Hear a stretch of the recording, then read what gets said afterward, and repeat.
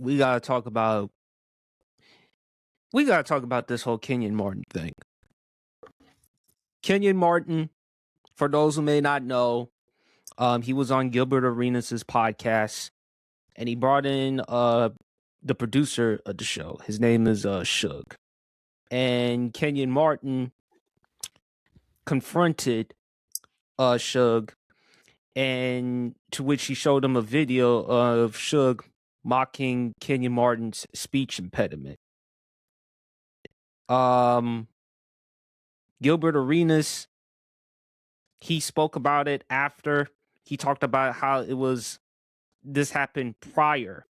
This happened like, a year or 2 or 3 years ago. This didn't happen recently. Matter of fact, correct me if I'm wrong, Champ, Suge, the producer, he tried to apologize to Kenyon Martin, but Kenyon Martin brushed him off. Yeah, he didn't. He did, apparently, from what I saw from it, he was trying to apologize and show him what was going on, but Kenyon kind of blew him off because he didn't really think that of it because he knew the guy. Like, you know what? It couldn't be that big of a deal. All right, don't worry about it, But once he saw the video, to which it really hit him regarding his speech impediment, for those who may not know, Kenyon Martin has had a speech impediment. And I saw the situation to what Kenyon Martin did. I also saw Gilbert Arenas' response. Now, Kenyon Martin, regardless, whether if it was a year or 2 or 3 ago, he did a video, and basically what he said was, it doesn't matter whether if it was an old or a latest video.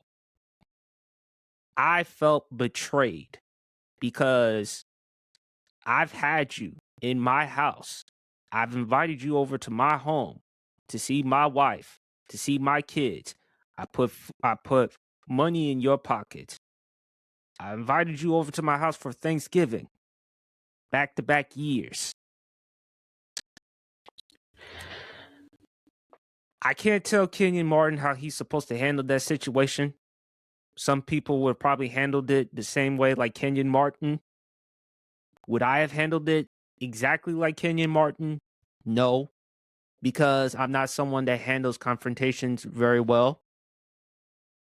I'll use this as an example. And again, this is, hypothetical. If BRF or Champ, and again, this is hypothetical. I want to make it abundantly clear. If BRF or Champ made fun of something that affected me, like for instance, contrary to what people may think or believe, I have autism. It does, and it affects me personally. And in a few weeks, we're about to hit April. In case who may not know, April is Autism Awareness Month. If BRF or Champ or anyone within my inner circle made fun of something that affected me personally, would I have handled it the way that Kenyon Martin did? No. I would have a private conversation with them. I definitely would have voiced my frustrations. But eventually I would forgive and move on. Because at the end of the day, I don't view Champ BRF as friends. I view them as brothers.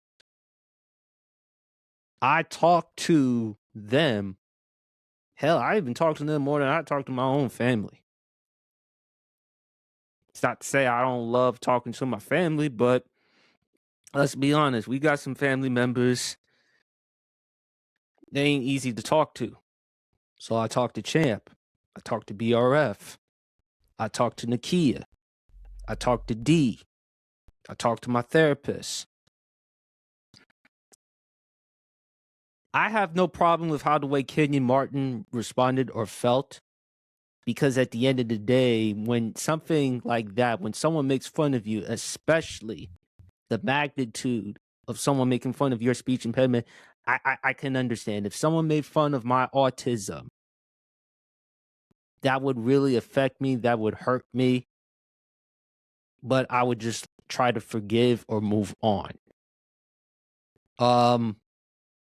I can't tell Kenyon Martin how he's supposed to feel. I would only tell you how I would feel, how I would have handled it. Kenyon Martin and I obviously have different philosophies. He felt like, no, because you decided to air that out publicly, I'm going to do the same thing and I'm going to confront you publicly. Only weird thing throughout that whole conversation was Nick Young responding by saying, "Get your ass out of here." That was the only hilarious thing. Only reason why Nick Young probably understood, because remember, 10 years ago, D'Angelo Russell did expose him, which led to ending with him and Iggy Azalea. Am I lying? And you would know, champ, because you're a Laker fan. That was one of the most. That was so low down. Say what I would say back that then. Was so low down. I was like, I was like in my 20s, but that was a coward move going left. I'm gonna say it like an old man rather than I would have when I was in my younger days. But that was a coward move going left. What I will say, man, please be thankful that was 2026 Kmart and not 04 version of Kmart. Because you probably if it was the old Kenyon Martin, obviously there would be some furniture moving. But if that was peak New Jersey net, Kenyon Martin, boy, homeboy wouldn't have a jaw. He wouldn't have at the very least he wouldn't have a jaw.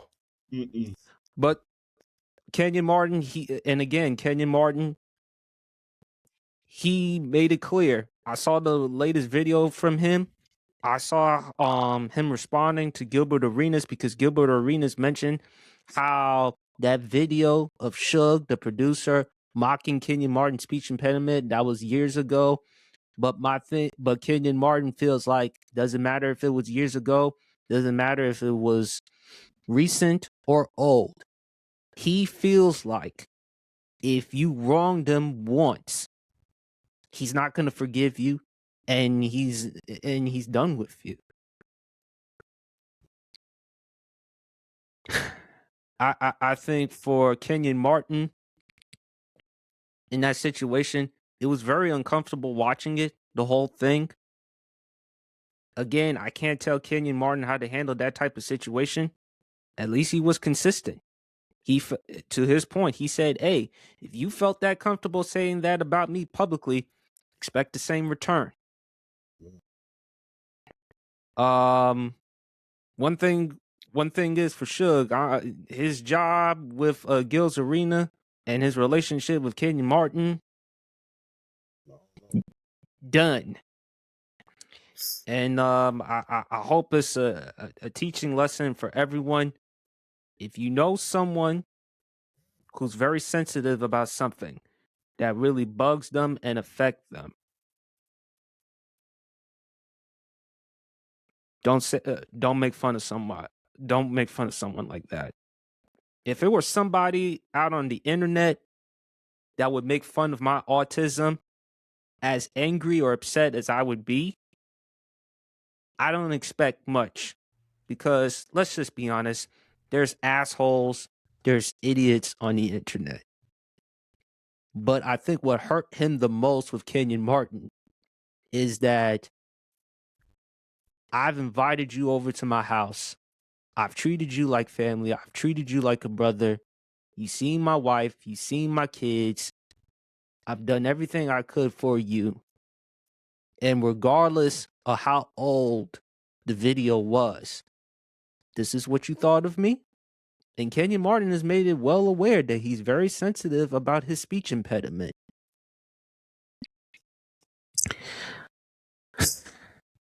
I mean, I was listening to Speak Easy. To your point, BRF, Emmanuel Acho, I will give him this. He's a lot more intelligent than I give him credit for. He felt that the same exact way as I would. I would have handled the situation privately, but again, to each his own. I still have a lot more to say, but whoever wants to go, what are your thoughts regarding the whole Kenyon Martin thing? I'll go, because I've been here. I know we talked about it a little bit before the show. So like what I get personally out of this, one thing I've always respected about Kenyon Martin, not only as a player but a person, he's always been his authentic self. He hasn't changed a dime for nobody. No amount of money has changed the type of man that he is, from what I've gathered from him, seeing it from the outside, not knowing him personally. But what I've gathered from Kenyon Martin, he's been true to himself since, he was like college player of the year in Cincinnati before he got drafted into the National Basketball Association. Like in Sports PSP said it like absolutely well, from the standpoint of just, we can't tell that man how to react in certain situations like that. We can't tell him how to act. We can't tell him how to react. Everybody's going to react a certain way in any given situation. I probably would have done it the same. I probably done it the same way, as far as like, if someone says something about me, or something about me that maybe I might not have liked, I think it would have been like a private thing. I'm not the type that really wants to just air stuff out like that, because I feel like everybody deserves at least that type of grace, as far as like, we take it to the side, we handle this like grown folks supposed to, and then if we find the middle ground, we go from there. If not, then hey, it is what it is. But from Kenyon Martin's perspective, he's looking at it from a standpoint like, is shout out to the Rocco, to the homie Rocco. Got a song called Snakes. That's kind of how Kenyon Martin look at it. Smiling faces. Just they're not always what they seem. They're not always what they seem to be. in the better terms of that song. So Kenyon Martin just kind of, that's a violation of trust, and just just from the standpoint of him just saying like, no, we ain't cool like that no more. He don't play as far as like the trust factor. He gives you one shot. You violated at any point in time, he can't count on you no more. You could done. Because it's one of those things where it's like, if you do it to me once, you can do it to me again. I'm not gonna take that chance and risk and have you do something like that to me again. And that's understandable, because I've been down that road. I've put my trust in people and they violated it. So I've been, honestly, we've all been down that road. We know what it feels like. So from Kenyon Martin's standpoint, he felt like he needed to do what he had to do, as a man from his side of the track, from his perspective. He felt like he did what he felt like he needed to do, what was best. So, he put it out there. He wanted people to see like, hey, your friends ain't always your friends. So, shout out to him for, I respect them. I respect someone like Kenyon Martin letting the vulnerability situation like that, because I look at it like, I want to word this. I look at it from a standpoint of just sheer being able to just, like I said, it's the vulnerability, but it's also just, it's the transparency. You see him on the podcast, he talk his stuff. We know how aggressive Kenyon Martin was as a player. We obviously, and he's taking it to, the podcast world. Exactly, as a personality. We've seen how he is in the podcast world. He does not hold anything back. Something like this, he's not going to change. He's not going to change that approach. So I respect that on his standpoint. He ain't changing. So I mean, for everybody out there who, be careful what you say. Be careful how you act around people. When someone allows you to really get inside that wall, to get inside that bubble, because a lot of us really kind of protect ourselves. We've been through stuff. So we're at a point in our lives where we kind of protect ourselves. We're wary of who we associate with. So it's like, when we let people in, we got love for you. We respect you. We admire you. When we let you in, just know you worked hard to get here. You shown yourself.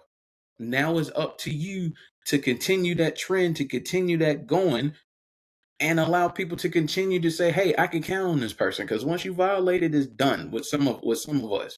So I respect Kenyon Martin for the vulnerability. So I've always had love for Kmart anyway. He was always one of my favorite players in the NBA, just because of how hard he played. Was he the best offensive player? Absolutely not. But you know what he did? He was 110%. He was 120%. every time he stepped on that floor. Helped the New Jersey Nets get to an NBA Finals. Took the Denver Nuggets through some of their best stages as a franchise before Nikola Jokic got there. So hey, man, shout out! Hey, we gotta give love to Kmart, because Kmart is never gonna change regardless of who it is. So I'm gonna give him a shout out. We can't tell the man how to act. He did it his way, and I respect him for that. I agree. I just feel like I can't tell someone how to feel in that situation. Again, if it were me, I would have handled it differently. But again, that's me. I can't tell somebody else how to handle it. Not everyone's going to feel exactly the same way. And even if BRF or Champ said something derogatory or offensive to me, with that being said, we always going to be brothers. We always going to communicate. We always going to talk. It was just unfortunate that it had to happen. You know, it's really sad, and I just hope everyone learned a very valuable lesson. And also, be careful with what you say and what you do. Be careful what you say about people, especially something that really bothers or triggers them, because you don't know how they feel. But big fella, the floor is yours. Kmart. Look, man, I don't have no problem with somebody confronting somebody, man. There's an old saying that came from my family and my family only. I remember, I think one of my aunts had said this, because it occurred. The video occurred in a public space. There is an old saying that I like to say: where you violate at that's where you're gonna get demonstrated at. Or how did my aunt say this? If you show your ass in public, I'm gonna make sure I pull my drawers down. That's how it goes. So that's just the thing. If you go out there and try to show out on somebody and try to show somebody up, then guess what? They have every right to come and confront you about it, whether that be in a public setting or a private setting. And I can't tell. Look, I'm gonna just be real. When somebody embarrasses you in public, who are we to tell somebody that I can't embarrass you now? Don't get mad when it's my turn. In the great words of finesse, it's cool when they do it. Not a problem when I do it. No, that ain't how it works. Don't sit around here and try to criticize me. He did that in a public space. He made fun of me in a public setting. Guess what? Now I'm going to embarrass you in a public setting. Now, how I choose to embarrass you and how much embarrassment you take, that's up to you. But If there was one, I'm sorry, Champ, not to interrupt you. If there was one thing I forgot that Suge really lost me, is when he said, when Kenyon Martin mentioned him, I don't think I was being disrespectful. Yeah. Well, if you was being disrespectful, if you felt like you weren't being disrespectful, why apologize? Yeah. So why would you apologize for it if you didn't feel like you was being disrespectful? You knew you had messed up. So you tried to tell him that and tried to get ahead of the situation. So that's why you was trying to, cover your ass, so to speak. But look, be careful what you say about everybody. Don't play like that. I tell everybody that. Some of my friends, we play like that. We go around, we play fight, we do stuff like that. Hey, we talk about each other. Hey, we cool. Other friends, they don't play that shit. So I don't go that way with them. Some of my friends are a little bit more serious than a lot more. So I don't take my jokes and shit around them. I leave that at my house. So I leave that with the other friends. When I go out with one pair of friends, hey, we're going to do this way. Hey, cool. I'm with another pair of friends. They might not be as playful. I'm just being real. Everybody ain't playing with you. And especially when you're doing business, you gotta be careful what you say anyway, because I understand that was a couple of years ago, but you got to ask yourself, you don't know who you're going to end up doing business with at a later time. That's like I'm always saying, keep your words soft and sweet, because you might have to eat them later on. You don't know who you're going to end up doing business with. You making fun of the speech impediment, guess what? But yeah, you got to be careful, man. I mean, speech impediment, I know a lot of people with speech impediment, and guess what, man? They don't like to be made fun of it. So guess what? They don't like to be made fun of it. And look, I can say firsthand, I was guilty of making fun of one of my people when they had one. Did they take it to heart? No. But that was fortunate for me. If they would have taken it to heart, that would have been bad on my part. But fortunately, he's a very, very playful guy. We feel cool to this day. And guess what? He had a little nickname. We bought him a little T-shirt of a certain cartoon character, and he would wear it around. Just kind of making fun of the situation. But he was like that. We could play with him like that. Another friend who had that same issue, he didn't play like that. So yeah, so you got to be careful. Everybody don't play like that. Everybody is not playing with you. The jokes that I do with my guys here in Columbus, I don't do that with PSP. Because guess what? He's more serious. The jokes that we do down here, I know, look, PSP don't play that shit. I'm not gonna do that. So guess what? That's the boundary. And certain shit you don't do when you're dealing with friends, whether you know them well or don't know them well. Some shit you don't do as a man just out of respect.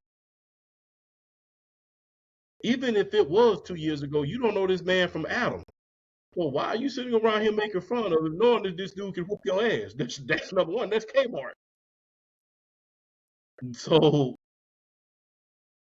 I think the bigger thing for me is, why would you make fun of someone for having that type of problem when you know how it impacts them? yeah, It's something they can't. It's something they can't They control. I can't mean, that's no. they can't control. Like I said, I bring up the autism. yeah, For those who may not know, I have autism. I was diagnosed around, I think, the age of 3 or 4. If someone made fun of my autism, that's a problem for me. Now, if yeah, it's some idiot out on the street or someone on the internet, as hurtful as it is, I don't expect much.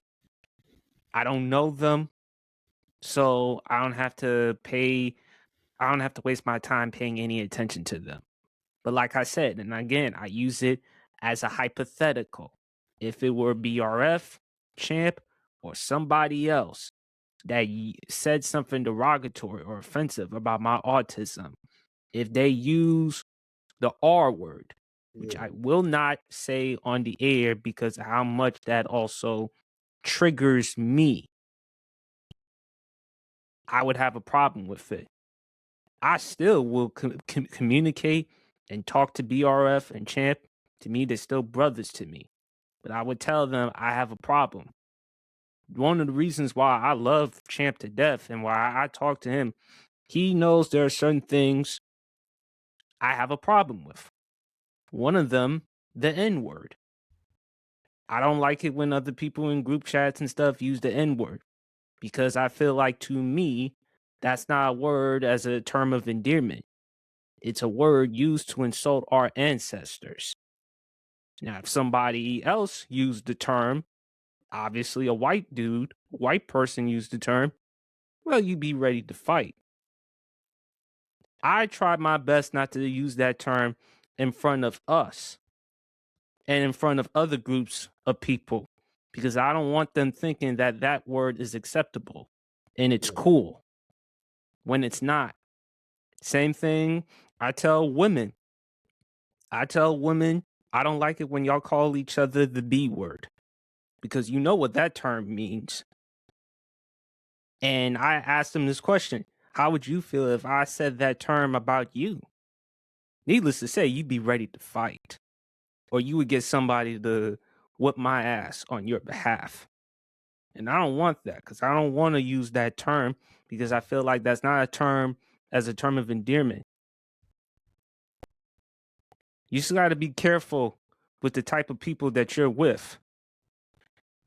For Kenyon Martin, I think he should forgive, not for the person, for yourself. That's first and foremost. You should forgive for yourself. Because if you continue to hold on to pain, evidently, where is that going to lead you? I would forgive them for me. If someone did something wrong to me, I forgive them for me. Now, I can forgive someone for them if they show contrition, if they show remorse, if they change their ways. The greatest apology is change behavior. So if someone has admitted the things that they've done wrong, apologize, show contrition and remorse, and make sure that doesn't happen again and learn, I look at that as a testament to how far they've come, which is why it's easier for me to forgive. If I'm Kenyon Martin, I would forgive. Not for the person, not necessarily for the person that did me wrong, but for me. Because I'm going to hold on to that pain. And I may take that pain or frustration out on somebody else that they don't deserve. The reason why it really triggers me, I'm not going to go there. I'm just going to tell this to the panel off the air because this really affected me a few years ago during the pandemic. I don't want to talk about that because this is really personal. I'll talk about this with BRF and Champ off the air. I'll probably bring it up at some moment in time. Just to put it in context. But I just hope overall this is just a lesson for all of us. Before we move on to the next subject, is there anything y'all want to add? Yeah, I have something I want to add. Like PSP said earlier, he gave that as a great example. There's friends that I use the N word around. When I come around PSP, I leave that shit at the door. I know he don't like that word, so I don't bring it around. I know he don't like certain languages, and I don't bring that around. Also, the only reason why I also don't like using the N-word because my therapist also watches the show and she's old school and I don't want to also like bother her. So, that's another reason. Yeah, pay respect. And it's look, and I gotta admit, between my guy Justin, side of my guy Fresh back in Columbus, between my guy Fresh and PSP, I have toned it down. Now I haven't toned it down as much as I should, but yeah, I have toned it down because guess what? When you have certain dialect with certain friends, they say I don't like that. You got to be careful about what you say because you don't want to drive your friends away because you don't know how to close your damn mouth and stop using certain words. But don't sit around here. Know who to play with and who not to play with.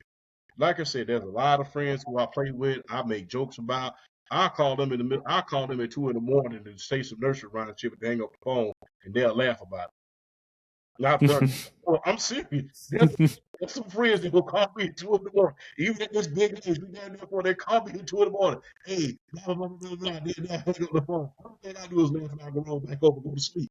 But I did not do that with, God. I could have did that with God rest my soul, rest his soul, my brother, something like that. He came up to me. So, you just call me, knowing I have a double shift in the morning. But yeah, everybody ain't playing. Do I think there's a such thing as second chances as forgiveness? Yes, I do, because I always say this. If it was me, would I want a second chance? Yeah.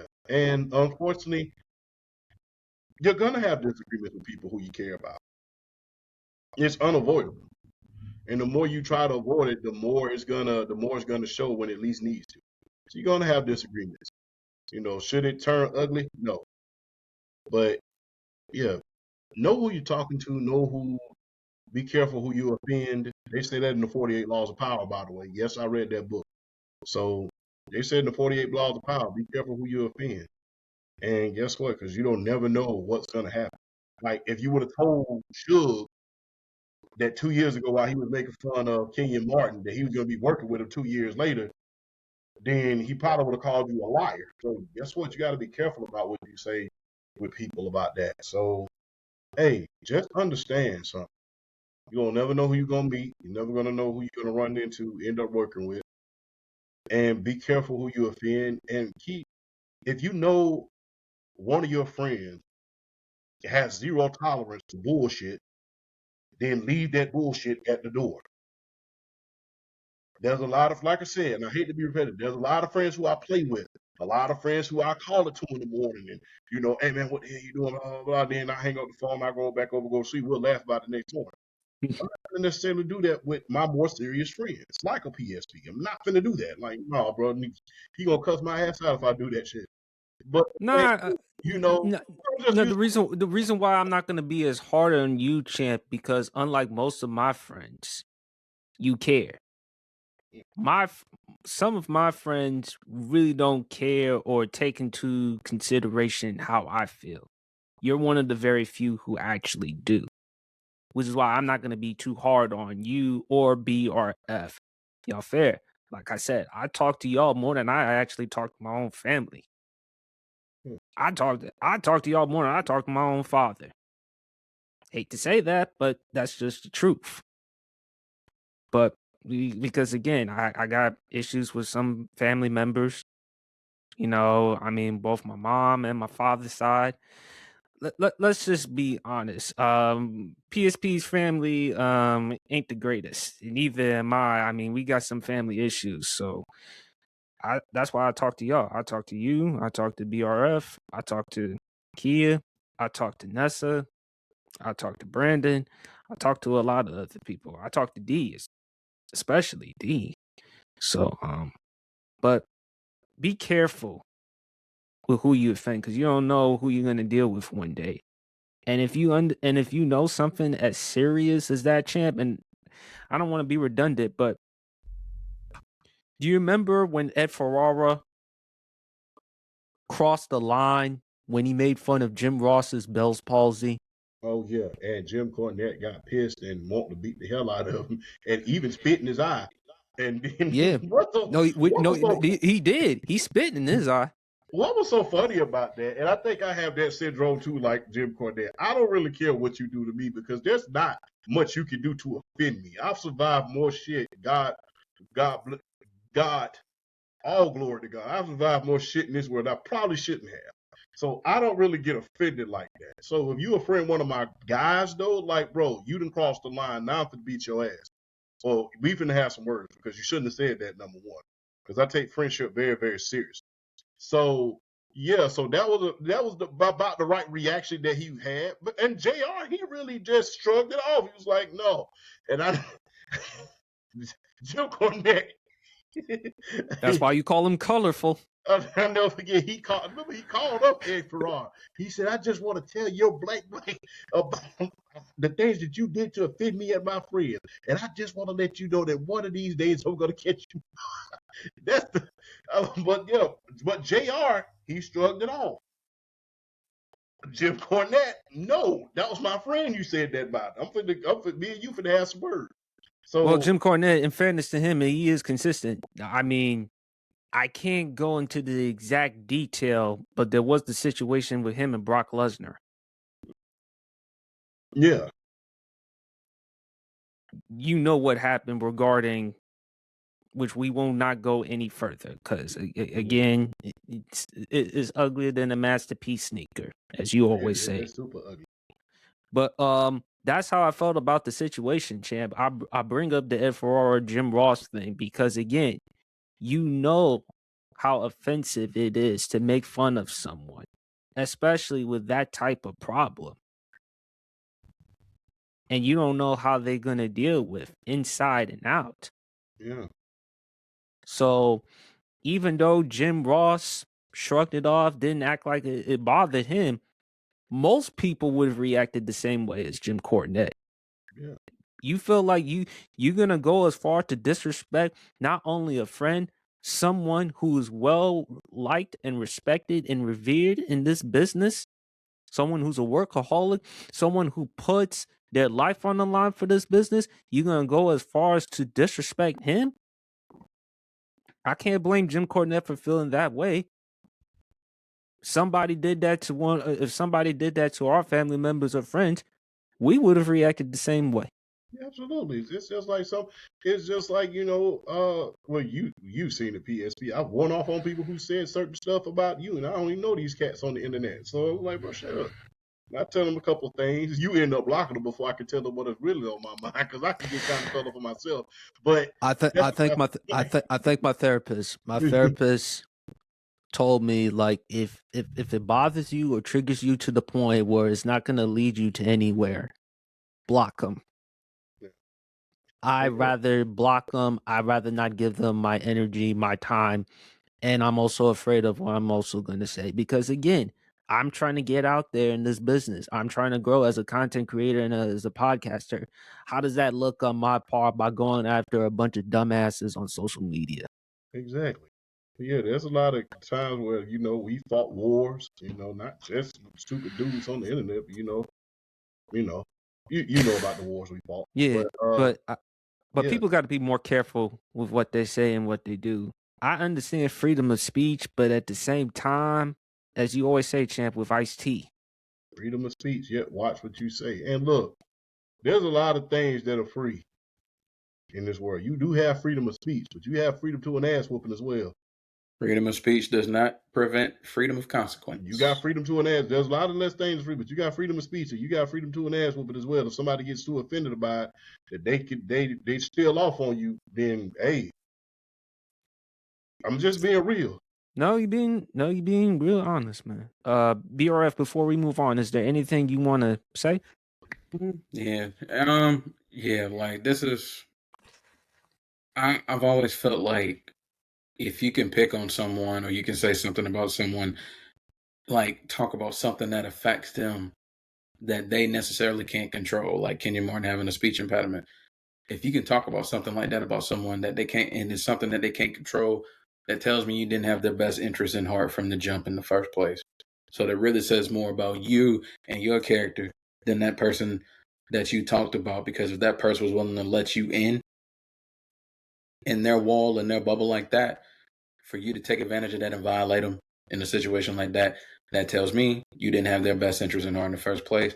And really, I could completely understand why Kenyon Martin wouldn't trust him anymore, why he wouldn't want to be around him anymore. You really got, y'all got to listen here, man. PSP's been spitting, Champ's been spitting. I mean, these hey, man, we going to tell it like it is. Don't take advantage of people that are willing to lay it down for you, and are willing, to give you clothes or jacket off their back.